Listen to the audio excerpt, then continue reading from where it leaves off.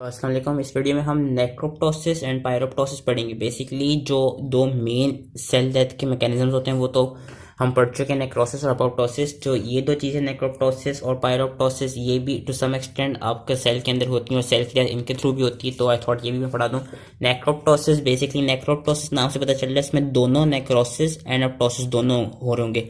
होता क्या है कि मॉर्फोलॉजिकली इसमें ये जो प्रोसेस होता है ये नेक्रोसिस जैसा होता है, क्योंकि इसमें देखा जाता है कि जिस तरह नेक्रोसिस में होता है कि उसमें एटीपी लूज हो रहा होता है क्योंकि माइटोकॉन्ड्रिया में विनो मसला आया होता है। सिमिलरली यहाँ पे भी जो एटीपी होती है उसका लॉस हो रहा होता है नेक्रोप्टोसिस में।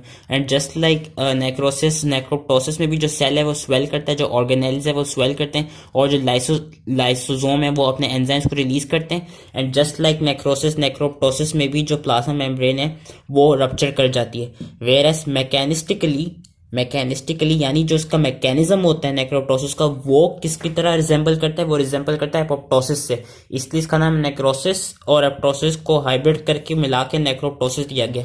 कि मैकेनिस्टिकली ये देखा गया कि जिस तरह एपोप्टोसिस में होता था कि वो सिग्नल ट्रांसडक्शन पाथवे के थ्रू आपका क्या कहते हैं, इसमें हमने देखा था कि एक इनिशिएटिंग फेज होता था, एक्सिक्यूशन फेज होता था, मतलब वो ट्रांसडक्शन पाथवे बना था जिसका जो एंड वो होता था, जो फाइनल जो होता था उसका रिजल्ट वो होता थी सेल डेथ।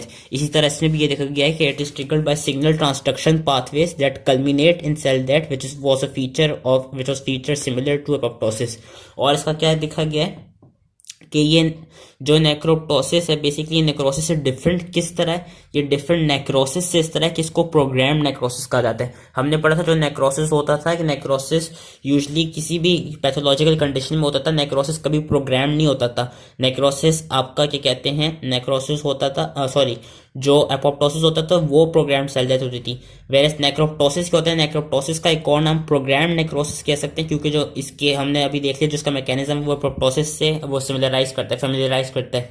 और नेक्रोप्टोसिस एपोप्टोसिस से डिफर कैसे करता है? वो ऐसे डिफर करता है कि हमने देखा था कि एपोप्टोसिस में उसकी जो प्रोग्राम सेल डेथ जो हो रही थी वो हो रही थी थ्रू उससे पहले कुछ कैस्पेसेस आते थे। वेरस यहाँ पे क्या होगा, यहाँ पे देखा जाएगा कि इसमें कैस्पेसेस नहीं होते। तो नेक्रोप्टोसिस का एक और नाम प्रोग्राम नेक्रोसिस, एंड सिमिलरली नेक्रोप्टोसिस का एक और नाम होता है कैस्पेस इंडिपेंडेंट प्रोग्राम सेल डेथ। ठीक है, ये क्या कहते हैं, नेक्रोप्टोसिस के दो और नाम है जो उनको नेक्रोसिस और अपोप्टोसिस से डिफर कर रहे हैं। और क्या कहते हैं, अब इसमें हम पढ़ते हैं कि जो नेक्रोप्टोसिस है, हमने नेक्रोसिस से तो देख लिया कि जो मॉर्फोलॉजिकली सारे उसके फीचर्स नेक्रोसिस से मिल रहे होंगे। एपोप्टोसिस से कैसे मिल रहे होंगे? मैकेनिस्टिकली वो इस तरह मिल रहे होंगे कि जिस तरह जो एक्सटेंसिव पाथवे था एपोप्टोसिस का, हमने पढ़ा था कि उसमें लाइगेंड था, लाइगेंड एक डेथ रिसेप्टर के साथ जाके बाइंड करता था, फिर उसके डेथ डोमेन वाली साइड पे आपकी एक प्रोटीन बाइंड होती थी जिससे फिर जो कैस्पेजेस थे वो एक्टिवेट होते थे। सिमिलरली यहाँ पे क्या होता है, यहाँ पे ये होता है कि यहाँ पे ट्यूबर नेक्रोसिस फैक्टर रिसेप्टर 1 होती है। एक फैक्टर जो रिसेप्टर होता है वो बेसिकली ये एक रिसेप्टर है, एंड यहाँ पे आके एक लाइगेंड लगता है जिसका नाम है टीएनएफ। जैसे ही वो लाइगेंड लगता है तो उससे होता क्या है, कुछ आपकी प्रोटीन काइनेसिस एक्टिवेट होते हैं जिसमें आपकी receptor interacting protein kinase 1 and receptor interacting protein kinase 3 आ जाते हैं। इनकी शॉर्ट फॉर्म में RIPK1 एंड RIPK3।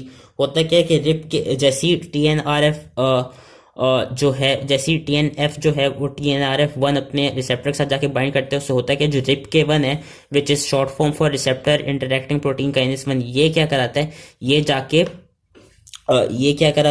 जाके कॉम्प्लेक्स बनाता है और ये RIPK3 को फॉस्फोराइलेट करता है। ये RIPK3 को फॉस्फोराइलेट करेगा, उससे होता क्या है कि उससे फिर एक और आपकी जो प्रोटीन होती है MLKL वो फॉस्फोराइलेट हो जाती है। जब MLKL फॉस्फोराइलेट हो जाएगी फिर क्या होगा, MLKL क्या करेगी, ओलिगोमेराइज हो जाएगी। एंड MLKL क्या करेगी कि MLKL इस तरह ओलिगोमेर्स बनाने के बाद, क्योंकि इसका हमने देखा था कि मॉर्फोलॉजिकली ये नेक्रोसिस से मिलता था, तो MLKL क्या करेगी, जो प्लाज्मा मेम्ब्रेन है उसको डिस्टर्ब कर देगी, जस्ट लाइक इन नेक्रोसिस। उससे होगा जैसी प्लाज्मा मेम्ब्रेन डिस्टर्ब हो जाएगी फिर टिश्यू डैमेज भी होगा, सेल डेथ भी होगी एंड इन्फ्लेमेशन भी होगी। तो इस तरह ये इसका एक ओवरऑल प्रोसेस होता है नेक्रोप्टोसिस का कि TNF जो कि लाइगेंड है उसने बाइंड किया TNFR1 पे, सॉरी नॉट TNRF1, TNFR1 पे।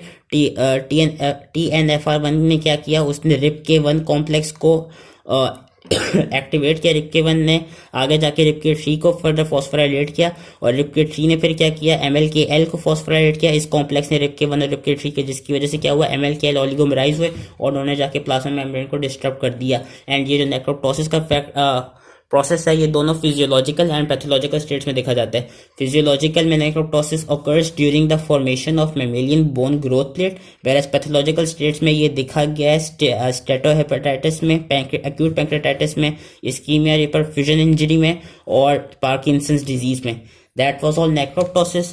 एक और जो है वो है पायरोप्टोसिस। पायरोप्टोसिस नाम से पता चल रहा है ये पायरेक्सिया और अपोप्टोसिस इन दोनों से मिलके, सॉरी पायरो एंड अपोप्टोसिस इन दोनों चीजों से मिलके बना है। तो जो पायरो होता है, pyro always refers to fever. Pyro का मतलब होता है फीवर, यानी एक ऐसा अपोप्टोसिस है जो कि फीवर से रिलेटेड है। इसमें बेसिकली होता क्या है कि जो भी इन्फेक्टेड सेल है वहां पे, हम अभी आगे पढ़ेंगे, वो जो भी इन्फेक्टेड, जो भी कोई फॉरेन पार्टिकल या कोई माइक्रोब आया है, उसने आके किसी भी सेल को इन्फेक्ट किया है, कोई भी फीवर इंड्यूसिंग कोई भी फीवर इंड्यूसिंग फॉरेन ऑर्गेनिज्म है, उसने आके सेल को इन्फेक्ट किया। सेल ने क्या किया, सेल के इम्यून रिस्पॉन्स से बनाए इन्फ्लेमोसोम। इन्फ्लेमोसोम क्या करेंगे, इन्फ्लेमोसोम जाके एक्टिवेट करेंगे कैस्पेस 1 को। कैस्पेस 1 क्या करेगा, कैस्पेस 1 इंटरल्यूकिन 1 को जाके एक्टिवेट करेगा। हुआ क्या कि कोई भी फॉरेन वो आया ऑर्गेनिज्म, उसने किसी सेल को इन्फेक्ट किया। जब उसने सेल को इन्फेक्ट किया तो जो सेल का इम्यून रिस्पॉन्स था, उसने क्या किया, उसने इन्फ्लेमोसोम को एक्टिवेट किया। इन्फ्लेमोसोम क्या करेगा, वो कैस्पेस 1 को एक्टिवेट करेगा। कैस्पेस 1 क्या करेगा, वो इंटरल्यूकिन 1 को एक्टिवेट करेगा। और इंटरल्यूकिन 1 का क्या काम है कि वो जब रिलीज हो जाएगी, देन वो जो उसका पायरोप्टोसिस का जो पूरा पाथ है उसमें फिर वो कहते हैं काम आएगी कि which release a precursor form interleukin and releases its biologically active form. Interleukin 1 is a mediator of many aspects of inflammation including leukocyte recruitment and fever. और फिर आगे इसका उन्होंने ये बताया है कि जो कैस्पेस 1 होते हैं और जो कैस्पेस 4 और 5 होते हैं, they can also induce deaths of cells. तो एक छोटा सा था पायरोप्टोसिस, आई थॉट ये भी मैं पढ़ा दूं। मेन जो इसमें एक और जो मैकेनिज्म उन्होंने जिसकी फिगर दी हुई है वो दी हुई है नेक्रोप्टोसिस की। तो आई होप कि इजीली समझ में आ गया। नेक्रोप्टोसिस का फिर से बता रहा हूँ, it is made up of both necrosis and apoptosis. और वो हमने देख लिया कि मॉर्फोलॉजिकली नेक्रोसिस से मिल रहा है, लेकिन मैकेनिस्टिकली जो मैकेनिज्म है वो इसका अपोप्टोसिस से रिलेटेड है, एक्सट्रिंसिक पाथवे ऑफ अपोप्टोसिस है। तो आई होप इजीली समझ में आ गया, एंड थैंक यू।